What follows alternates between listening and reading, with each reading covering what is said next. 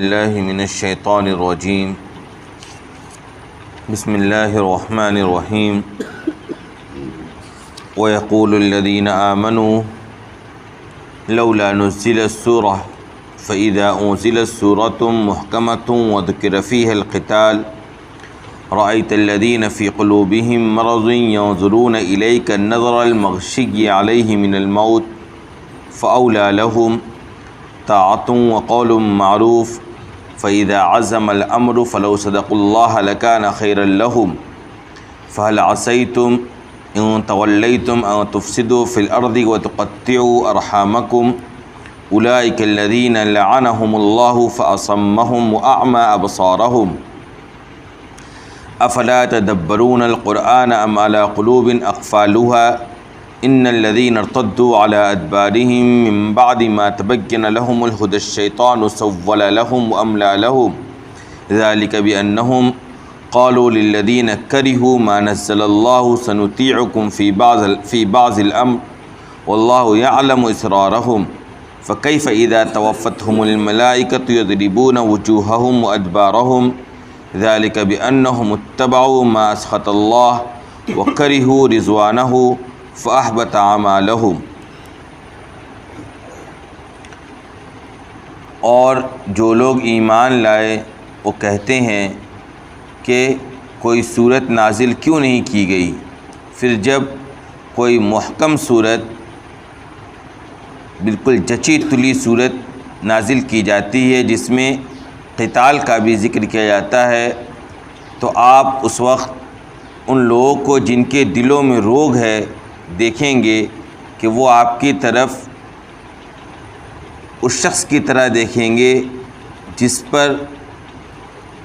کہ وہ آپ کی طرف اس طرح دیکھیں گے جیسے کہ ان پر موت طاری ہو۔ ہلاکت ہے ان لوگوں کے لیے، اچھی اچھی باتیں اور اطاعت کا اظہار کرتے ہیں، لیکن جب قتال کا پختہ حکم آ جاتا ہے تو اگر یہ اللہ سے کیے ہوئے وعدے کو سچا کر دکھائیں تو ان کے لیے بہتر ہوگا۔ ان سے کیا امید ہے، تم سے کیا امید ہے اگر تم پیٹ پھیر رہے ہو، یہی کہ تم زمین میں فساد مچاؤ گے اور رشتہ داریوں کو توڑو گے۔ یہ وہ لوگ ہیں جن کو اللہ نے اپنی رحمت سے دور کر دیا ہے، ان کو بہرا بنا دیا ہے اور ان کی آنکھوں کی بینائی ختم کر دی ہے۔ کیا یہ لوگ قرآن میں غور نہیں کرتے ہیں، یا یہ کہ ان کے دلوں پر وہ تالے پڑے ہوئے ہیں جو پڑے رہتے ہیں؟ ان لوگوں کے سامنے ہدایت کے واضح ہو جانے کے بعد بھی، جن لوگوں کے سامنے ہدایت واضح ہو گئی ہے اس کے بعد بھی جو لوگ اپنے پیٹھوں کے بل منہ پھیرتے ہیں تو ان کا حال یہ ہے کہ شیطان نے ان کے لیے ان کے اعمال کو مزین کر دیا۔ شیطان نے انہیں پٹی پڑھا دی ہے اور انہیں دور دراز کی امیدیں دلا دی ہیں۔ یہ اس وجہ سے کہ ان لوگوں سے جنہوں نے اس چیز کو ناپسند کیا جو اللہ نے نازل کیا ہے، یہ کہتے ہیں کہ ہم تمہاری بات مانیں گے بعض معاملات میں، بعض حکم میں، اور اللہ ان کے بھیدوں کو جانتا ہے۔ تو کیا حال ہوگا، کیا کیفیت ہوگی جب فرشتے ان کی جانوں کو نکالیں گے اس طور پر کہ ان کے چہرے اور ان کے پیٹھوں کو مار رہے ہوں گے۔ یہ اس وجہ سے کہ انہوں نے اس چیز کی پیروی کی جس چیز نے اللہ کو ناراض کیا، اور اللہ کی خوشنودی کو ان لوگوں نے ناپسند کیا تو اللہ نے ان کے اعمال کو ضائع کر دیا۔ سورہ محمد کی تفسیر چل رہی ہے، اور اس صورت کے تعارف میں اور جو دیگر آیتیں آپ کے سامنے تفسیر کی شکل میں گزر چکی، اس کے ضمن میں یہ ساری باتیں آ چکی ہیں کہ یہ صورت ایک مدنی صورت ہے اور اس کا نزول غزوہ بدر کے بعد ہوا ہے، اور خاص طور پر اس صورت کے اندر جنگ و قتال کے احکامات بلکہ قیدیوں کے احکامات کا تفصیلی بیان اور حکم اس صورت کے اندر نازل کیا گیا ہے۔ اور چونکہ مدینہ منورہ کا دور ہے، ہجرت کے بعد کا زمانہ ہے، تو مسلمانوں کو مدینہ منورہ کے اندر ایک مسئلہ جو درپیش تھا وہ یہ تھا کہ یہاں بہت سے منافقین بھی رہا کرتے تھے۔ مدینہ منورہ میں بہت سے منافقوں سے بھی مسلمانوں کا کیا ہوتا تھا، سابقہ پڑتا تھا، جو مسلمانوں کی مجلس میں آ کر مسلمانوں کے سامنے تو اس بات کا اظہار کرتے تھے کہ ہم بھی تمہارے ساتھ اللہ اس کے رسول پر ایمان لاتے ہیں اور ان کا ساتھ دیں گے اگر کبھی موقع مل جائے تو۔ اور دوسری طرف جب وہ کفار کی جماعت سے ملا کرتے تھے تو ان کے سامنے مسلمانوں کا مذاق اڑایا کرتے تھے اور کہتے تھے ہم تو ان کو بیوقوف بنا رہے ہیں، ہم تو دراصل کس کے ساتھ ہیں، تمہارے ساتھ ہیں۔ تو منافقوں کا بھی سامنا مسلمانوں کو مدینہ منورہ میں تھا۔ تو عام طور پر غزوات وغیرہ کے اندر بھی منافقوں نے مسلمانوں کو دھوکہ دیا، اور بہت سے ان کے ایسے معاملات تھے، یہ مسلمانوں کے درمیان کچھ باتیں کیا کرتے تھے، اور جب قرآن کریم اس طرح کی آیتیں نازل ہو جایا کرتی تھی تو پھر یہ ادھر ادھر کی باتیں بنایا کرنے لگتے تھے۔ آپ صلی اللہ علیہ وسلم کو گاہے بگاہے منافقین سے متنبہ بھی کیا جاتا تھا اور بتلا بھی دیا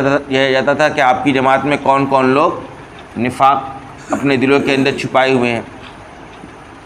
تو اس صورت کے نزول سے پہلے ابھی گزشتہ جو کل تفسیر گزری اس کے اندر آپ نے دیکھا ہوگا کہ ان کا حال یہ تھا کہ جب یہ آپ صلی اللہ علیہ وسلم کی مجلس میں رہا کرتے تھے اور قرآن کریم کی کوئی آیت نازل ہوا کرتی تھی تو اس مسجد سے نکلنے کے بعد یہ کہا کرتے تھے کہ کیا نازل ہوئی،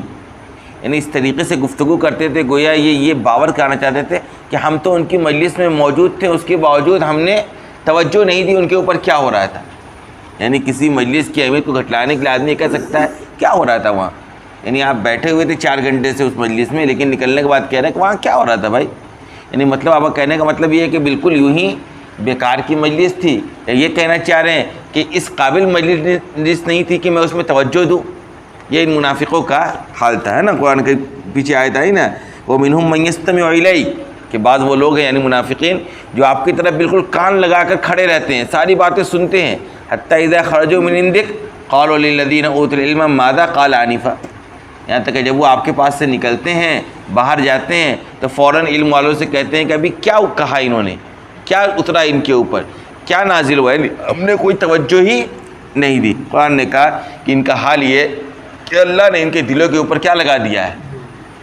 مہر لگا دیا ہے، اور یہ لوگ اپنی خواہشات کے پیروکار ہیں، اسی کے پیچھے چل رہے ہیں اور اپنی آخرت کو بھی ضائع کر رہے ہیں۔ بلکہ ان لوگوں کے بارے میں قرآن نے کہہ دیا کہ یہ لوگ صرف قیامت کے انتظار کر رہے ہیں۔ مکہ میں مسلمانوں کا سامنا کفار سے تھا، لیکن مدینہ منورہ آ جانے کے بعد کفار کے ساتھ ساتھ منافقوں سے بھی تھا، کچھ ایسے لوگوں سے بھی تھا جو اپنے بنے ہوئے تھے لیکن اپنے تھے نہیں، ایمان کا اظہار کرتے تو تھے لیکن دل کے اندر کفر کو چھپائے ہوئے تھے۔ لہذا قرآن کریم نے آپ صلی اللہ علیہ وسلم کو کہا کہ دیکھیے آپ مومنین کے لیے، مومن مردوں کے لیے، مومن عورتوں کے لیے استغفار کیجیے، اپنے گناہوں کی بھی معافی مانگی، اور اللہ کا معاملہ یہ کہ اللہ ہر حرکت اور ہر نقل کو جان رہا ہے، کوئی چیز اس سے چھپی ہوئی نہیں ہے، اور کس کا کیا ٹھکانہ ہے، کیا انجام ہے، ایمان والوں کو کیا ملنے والا ہے مرنے کے بعد، کافروں کا کیا بننے والا ہے، منافقوں کو کیا ملے گا، ان سب چیزوں کا علم اللہ تبارک و تعالیٰ کو بخوبی۔ اس کے بالمقابل جو مسلمانوں کی جماعت تھی خاص طور پر مدینہ منورہ کے اندر، کیونکہ مدینہ منورہ کے اندر آپ صلی اللہ علیہ وسلم ہجرت کر کے آئے تھے، تو یہاں کے جو مومنین صحابہ کرام تھے، انصار صحابہ کرام تھے، ان کے دلوں کے اندر بہت زیادہ اشتیاق تھا اسلام کو لے کر۔ کوئی آدمی نئی کوئی چیز کو میں داخل ہوتا ہے، کوئی نئی چیز سے گھر میں آتی ہے تو اس کو لے کے ایک الگ قسم کا اس کے اندر کیا ہوتا ہے، جذبہ ہوتا ہے، تھوڑا زیادہ لگاؤ ہوتا ہے، زیادہ اشتیاق ہو رہا ہوتا ہے۔ تو ایمان آیا تھا ان کے یہاں، آپ صلی اللہ علیہ وسلم آئے تھے، یہ نئے اسلام میں داخل ہوئے تھے، تو ان کو بہت زیادہ اشتیاق تھا کہ قرآن کریم کی کوئی آیت نازل تو نہیں ہوئی ہے، اللہ کا کوئی نیا پیغام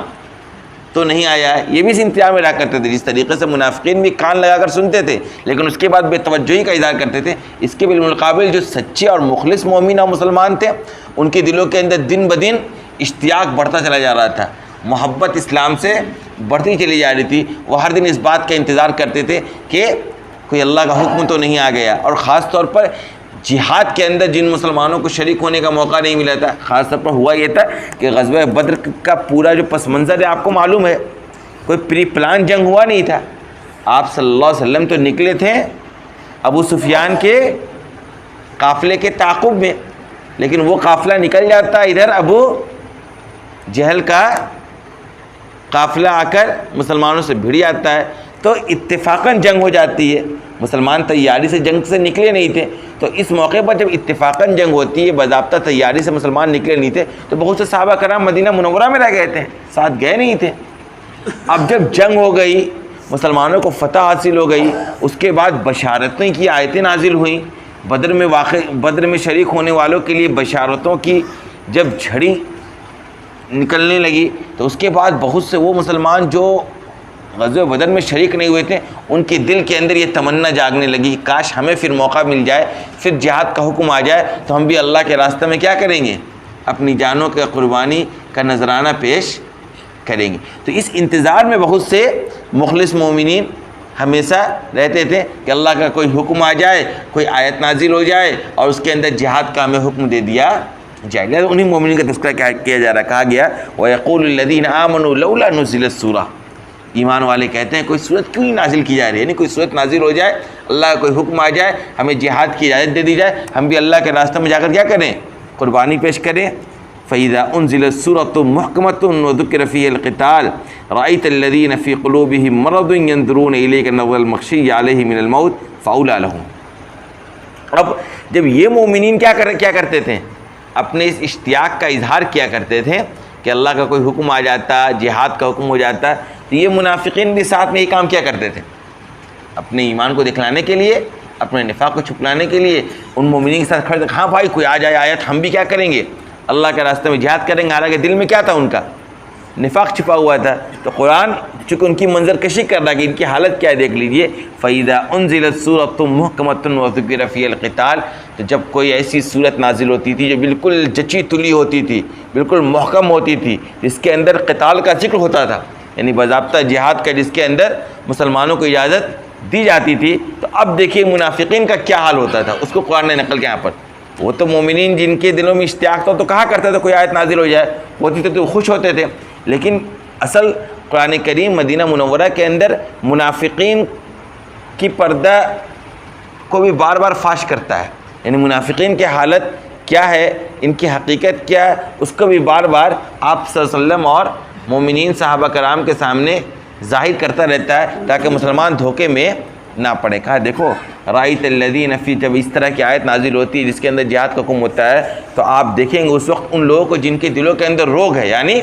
منافقین، روگ سے مراد جو دل کے اندر اپنے نفاق کو، اپنے کفر کو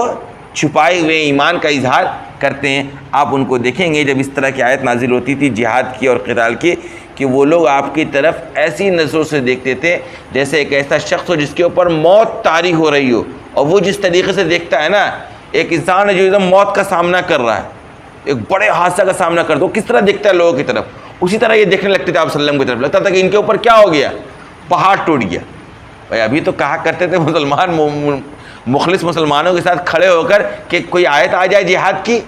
ہم بھی جہاد میں شریک ہوں گے، خوب آگے بڑھ چڑھ کر بولا کرتے تھے، چل زبانی استعمال کیا کرتے تھے، لیکن جہاں آیت قتال کا نزول ہوا فوراً ان کی حالت ایسی ہوتی تھی، اور صلی اللہ علیہ وسلم کی طرف اس طرح دیکھتے تھے گویا کہ ان کے اوپر موت آ گئی، ان کے اوپر کیا ہو گئی،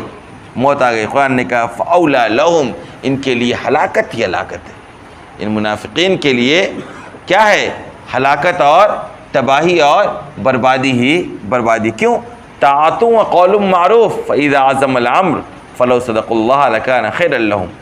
کہ اظہار تو اطاعت کا کیا کرتے تھے آپ صلی اللہ علیہ وسلم کے سامنے آ کر، اور اچھی اچھی باتیں کیا کرتے تھے، یعنی ایسا کیا کرتے تھے کہ اگر حکم آ جائے تو ہم بھی بالکل کیا کریں گے،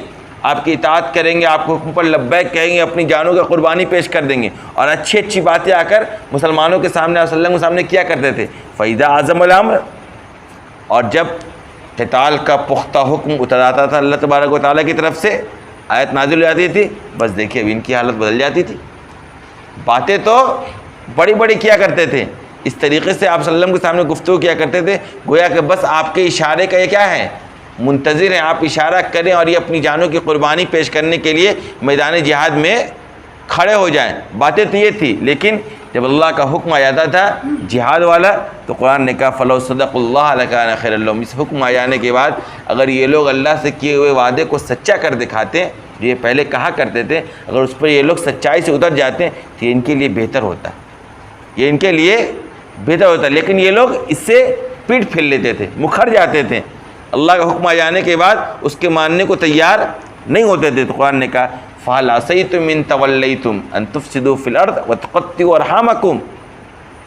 کہ اگر تم پیٹ پھیر رہے ہو پھر تم سے کیا امید ہو سکتی ہے. جب آیت قتال نازل ہو گئی اور تمہیں حکم دے دیا گیا اور تم جب آپ پیٹ پھیر کر بھاگنے لگے تب تم سے کیا امید ہو سکتی ہے؟ یہی امید ہو سکتی ہے کہ ان تفسدوا فی الارض, کہ تم زمین میں فساد مچاؤ, اور وتقطعوا ارحامکم, اور رشتہ داریوں کو توڑو. قرآن کریم نے اس آیت کے اندر انتہائی اہم بات سمجھائی ہے ہم کو. وہ کیا بتلائی ہے؟ وہ یہ ہے کہ دیکھو اسلام نے جو جہاد کا حکم دیا ہے نا, جو چند موقع پر قتال کا حکم دیا ہے, وہ اس وجہ سے دیا ہے تاکہ دنیا کے اندر انصاف قائم ہو. جہاد کا حکم, قتال کا حکم, بعض مواقع پہ تلوار اٹھانے کا جو حکم دیا گیا ہے, جانوں کی اور مالوں کی قربانی کا نذرانہ پیش کرنے کا جو ہمیں اور آپ کو تابع اور حکم کا پابند بنایا گیا ہے, وہ اس لیے بنایا گیا ہے تاکہ دنیا سے ظلم کا خاتمہ ہو. جہاد انصاف کو قائم کرنے میں پلر کا قائم کرتی ہے. آئی بات سمجھ میں؟ اب جب آپ جہاد میں شریک نہیں ہوں گے اور میدان جہاد میں جانوں کا نذرانہ پیش نہیں کریں گے اور اسلامی حکومت کا غلبہ نہیں کریں گے اور اسلامی نظام حکومت کو دور تک نہیں پہنچائیں گے, اس کا نتیجہ یہ ہوگا کہ کفر کا غلبہ ہوگا, اور جب کفر کا غلبہ ہوگا تو ظلم کا غلبہ ہوگا. جب کفر کا غلبہ ہوگا تو ناانصافیاں ہوں گی, انصاف دور دور تک دکھائی نہیں دے گا. یہی قرآن نے کہا کہ اگر جب تم قتال کے حکم سے منہ پھیر رہے ہو تب یہی ہوگا کہ تم زمین میں فساد مچاؤ گے, کیونکہ جہاد کا حکم دیا گیا ہے زمین سے فساد کو ختم کرنے کے لیے, ظلم کے خاتمہ کے لیے, اور تم جہاد کر نہیں رہے ہو. اس کا مطلب یہ کہ اب تمہارا کام کیا ہے کہ تم فساد کا ساتھ دو گے, فسادیوں کا ساتھ دو گے, ظالموں کا ساتھ دو گے, جابروں کا ساتھ دو گے. اور سن لو, دوسری صفت تمہاری یہ ہوگی کہ جب اسلام قائم نہیں ہوگا, جہاد کا غلبہ نہیں ہوگا, اور جب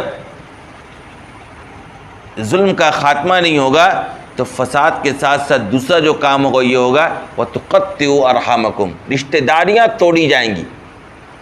صلہ رحمیاں ختم ہوں گی, آپس کے خونی رشتے کو کاٹا جائے گا, توڑا جائے گا, منہ موڑا جائے گا. وَتُقَطِّعُوا أَرْحَامَكُمْ. بات سمجھ میں آ رہی ہے؟ اسلامی نظام عدل کے قائم نہ ہونے کا ایک بڑا نقصان یہ ہے کہ زمین پر فساد کے ساتھ ساتھ آپس میں جو رشتہ داریاں اور تعلقات ہیں اس کے اندر دشمنیاں جنم لیں گی, نفرتیں جنم لیں گی, عداوتیں جنم لیں گی, بغض و عناد جنم لے گا, آپس میں تفرقہ جنم لے گا. آئی بات سمجھ میں؟ یہ قرآن نے یہاں بتلایا کہ اگر تم قتال سے, جہاد سے, اسلامی نظام سے, اسلامی نظام عدل سے منہ موڑو گے تو اس کا نتیجہ یہ ہوگا کہ تم زمین میں فساد مچاؤ گے, وَتُقَطِّعُوا أَرْحَامَكُمْ, اور رشتہ داریوں کو توڑو گے. آج دیکھ لیجیے آپ, آج دیکھیے دنیا میں اسلامی نظام نہیں ہے جہاں وہاں آپ دیکھیے حالات دیکھ لیجیے. آج رشتہ داریوں سے کٹ رہی کہ نہیں کٹ رہی ہے بتائیے؟ آپس میں تعلقات بالکل خونی رشتہ داریوں کے درمیان دشمنی اور عناد اور نفرت اور عداوت والا ہے کہ نہیں ہے؟ یہ اسلامی نظام عدل کے یا اسلامی نظام حکومت کے قائم نہ ہونے کی وجہ سے بھی ہے, یہ قرآن کہہ رہا ہے. آئی بات سمجھ میں؟ آپس میں محبت اگر قائم کرنا ہے تو اس کے لیے بھی دنیا کے اندر اسلامی نظام کو قائم کرنا ہوگا, اسلام کے غلبے کو غالب کرنا ہوگا, تب جا کر یہ آپس میں نہیں. اسلامی نظام حکومت کا ایک بنیادی فائدہ یہ ہے کہ مسلمانوں کے دل آپس میں جڑ جائیں گے. آج جو مسلمانوں کے دلوں کے درمیان اختلاف ہے نا, ہر مسئلے کو لے کر جو اختلاف ہے, ہر مسئلے کو لے کر جو دو مسلمان الگ الگ راستے پر چل رہے ہیں, اس کے جڑ میں جائیے گا تو ایک بنیادی سبب یہ ہے کہ کیونکہ دنیا کے اندر اللہ کے دین کی حکومت قائم نہیں, اسی بنیاد. وَتُقَطِّعُوا أَرْحَامَكُمْ۔ اللہ نے کہا ان کا حال یہ ہے، یعنی منافقوں کو کہا کہ جب تم پیٹھی پھیرو تو یہی کام ہے تمہارا، فساد مچانا اور رشتہ داریوں کو ختم کرنا، رشتہ داریوں کو توڑنا۔ لہذا اولئک الذین لعنہم اللہ فاصمہم واعمی ابصارہم، لہذا ان لوگوں کا حال یہ ہے کہ اللہ نے ان کو اپنی رحمت سے دور کر دیا ہے۔ یہ لوگ کون ہیں؟ یہ منافقین وہ ہیں جو اللہ کی رحمت سے محروم ہیں، ان کے اوپر اللہ کی لعنت اترتی ہے۔ فاصمہم، چنانچہ اللہ نے ان کو بہرا کر دیا ہے، واعمی ابصارہم، اور ان کی نگاہوں کی روشنیاں ختم کر دی ہے، ان کو اندھا بنا دیا، یعنی نہ حق بات یہ دیکھ پا رہے ہیں، نہ حق بات کو یہ سن پا رہے ہیں، نہ حق بات کو یہ قبول کر پا رہے ہیں۔ لہذا افلا تدبرون القرآن ام علی قلوب اقفالها، قرآن کہہ رہا ہے کیا یہ لوگ قرآن میں غور نہیں کرتے ہیں؟ قرآن میں غور کرتے تو ان کی یہ حالت نہیں ہوتی۔ ام علی قلوب اقفالها، یا یہ کہ ان کے دلوں کے اوپر وہ تالے پڑے ہوئے ہیں جو پڑے رہتے ہیں، ان کے دلوں کے اوپر کیا پڑ گیا ہے؟ تالا پڑ گیا ہے، اللہ کی طرف سے مہر لگ گیا ہے، اس لیے قرآن میں غور و فکر نہیں کرتے ہیں، قرآن احکامات میں غور و فکر نہیں کرتے ہیں، قرآن تعلیمات میں غور و فکر نہیں کرتے ہیں، اور اندھے اور بہرے بنے پھر رہے ہیں۔ لہذا ان الذین ارتدوا علی ادبارہم من بعد ما تبین لهم الہدی الشیطان سول لهم املی لهم۔ اب سن لو معاملہ یہ ہے کہ جن لوگوں کے سامنے ہدایت آ گئی، قرآن آ گیا، اللہ کا دین آ گیا، اللہ کا رسول جن کے درمیان موجود ہے، سارا کا سارا دین جن کے سامنے واضح ہو گیا، اس کے باوجود بھی جو لوگ پیٹ پھیر کر بھاگ رہے ہیں، جو لوگ منہ موڑ رہے ہیں، دین سے روح گردانی کر رہے ہیں، دین کو قبول نہیں کر رہے، ان کا معاملہ یہ ہے کہ شیطان سول لہم، کہ شیطان نے ان کو بہکا دیا ہے، شیطان کے چکر میں یہ پڑ گئے ہیں، شیطان نے ان کو ورغلا دیا، اور وہ املا لہم، اور ان کو دور دراز کی امیدیں ان کے دلوں کے اندر جگا دی ہے، تمہیں یہ ملے گا، یہ ملے گا، دنیا دنیا دنیا دنیا۔ آئی بات سمجھ میں؟ شیطان دل و دماغ میں گھس کر صرف اور صرف دنیا اور دنیا کی امیدیں اور دنیا کی ترقیات ان کے ذہن و دماغ کے اندر پیوست کر دیا ہے، شیطان ان کے اوپر غالب آ گیا ہے۔ جو لوگ اس طریقے سے کریں، جن کے سامنے ساری باتیں آ چکی ہیں، حق اور باطل واضح ہو چکا ہے، ایمان اور کفر سورج کی روشنی کی طرح واضح ہو چکا ہے، دن اور رات کی طرح ایمان اور کفر جن کی آنکھوں کے سامنے ہے، ساری کی ساری حق باتیں ان کے سامنے، جن کے سامنے بالکل روز روشن کی طرح آیا ہے، اس کے باوجود بھی پیٹ پھیر رہے ہیں۔ اس کا معاملہ یہ کہ شیطان کے نرغے میں آ گئے ہیں، اور شیطان ان کو ادھر ادھر کی پٹیاں پڑھا دیا ہے، اور شیطان ان کے دل و دماغ کے اوپر حاوی ہو گیا۔ یہ کیوں ہوا؟ قرآن نے اس کی وجہ ہی بتلائی، یہ اس وجہ سے ذالک بأنہم قالوا للذین کرہوا ما نزل اللہ سنطیعکم فی بعض الامر واللہ یعلم اسرارہم، یہ اس وجہ سے کہ ان لوگوں نے ان لوگوں سے جو لوگ اس چیز کو ناپسند کرتے ہیں جو اللہ نے نازل کیا، یعنی کافروں سے یہ لوگ کہتے ہیں کہ ہم تمہاری اطاعت کریں گے بعض معاملات میں۔ یہ اس وجہ سے ہوا کہ یہ لوگ کفار کے ساتھ کھڑے ہیں، کافروں سے کہتے ہیں کہ دیکھو ہم تمہارا ساتھ دیں گے، کوئی بات ہو جائے گی مسلمانوں سے، اگر جنگ ہو گئی تو ہم کس کے ساتھ کھڑے رہیں گے؟ تمہارے ساتھ کھڑے رہیں گے۔ یہ ان کا جو معاملہ تھا نا، یعنی ان لوگوں کے یہ ساتھ کھڑے تھے، ان لوگوں کی اطاعت کی باتیں کر رہے تھے جو لوگ اللہ کی نازل کردہ احکامات کو ناپسند کرتے ہیں۔ اس کا نتیجہ یہ نکلا کہ ان سے یہ بھی کیا ہو گئی، جو یہ اپنے ظاہراً بھی جو ایمان دکھلا رہے تھے وہ بھی ان کا پردہ فاش ہو گیا، اور ان کی حقیقت کھل گئی مسلمانوں کے سامنے کہ یہ مومن نہیں ہے، یہ اعلیٰ درجے کے پکے کیا ہے؟ منافق ہے، اور منافقوں کا ٹھکانہ بھی کیا ہے؟ جہنم۔ واللہ یعلم اسرارہم، اور اللہ ان کے بھیدوں کو جانتا ہے۔ یعنی یہ تو وہاں یہ باتیں کیا کرتے تھے کافروں کے ساتھ، اور یہ سمجھتے تھے کہ کوئی جان نہیں رہا ہے، اللہ ان کے تمام دلوں کے حالات کو جان رہا تھا کہ سچے مخلص مومن ہیں یا منافق ہیں۔ اب سن لو، فکیف اذا توفتہم الملائکۃ یضربون وجوہہم وادبارہم، کیا حالت ہوگی؟ یاد کرو، جب فرشتے ان کی جانوں کو نکالیں گے نا، روح قبض کریں گے، تو ان کے چہرے اور پیٹھوں پر تھپڑ مار رہے ہوں۔ منافقوں کے بارے میں قرآن نے بتلایا کہ جب فرشتے ان کی روحوں کو قبض کریں گے تو کیا کریں گے؟ یضربون وجوہہم وادبارہم، ان کے چہرے اور ان کے پیٹھوں کے اوپر ماریں گے فرشتے۔ ان منافقوں کو مار اور پٹائی ان کی کہاں سے شروع ہو جائے گی؟ روح قبض کرنے سے ہی شروع ہو جائے گی۔ ذالک، یہ کیوں؟ بأنہم اتبعوا ما اسخط اللہ، کیونکہ یہ لوگ اس چیز کی پیروی کیے، اس چیز کے پیچھے چلے جو چیز اللہ کو ناراض کرتی ہے۔ اللہ کی ناراض کردہ ناراض کرنے والی چیزوں کے یہ لوگ پیروکار رہے ہیں، اس کو انہوں نے پسند کیا. وَكَرِهُ رِضْوَانَهُ، اور اللہ کی خوشنودی کو ان لوگوں نے ناپسند کیا. اللہ کی خوشنودی تو تھی اللہ پر ایمان لانے میں، اخلاص کے ساتھ ایمان کے اظہار کرنے میں، اور یہ لوگ نفاق چھپائے ہوئے تھے، جس کا نتیجہ یہ کہ ان لوگوں نے ان چیزوں کو ناپسند کیا. اللہ کی خوشنودی ان کو پسند نہیں آئی. فَحَبَطَ أَعْمَالُهُمْ، تو اللہ نے بھی ان کے اعمال کو ضائع کر دیا، ان کے اعمال کو اکارت کر دیا، تباہ کر دیا اور برباد کر دیا. اور ان کی یہ حالت ہو گئی کہ موت کے وقت سے ہی ان کی پٹائی اور ان کی سزا کا وقت شروع ہو گیا. آخر دعوانا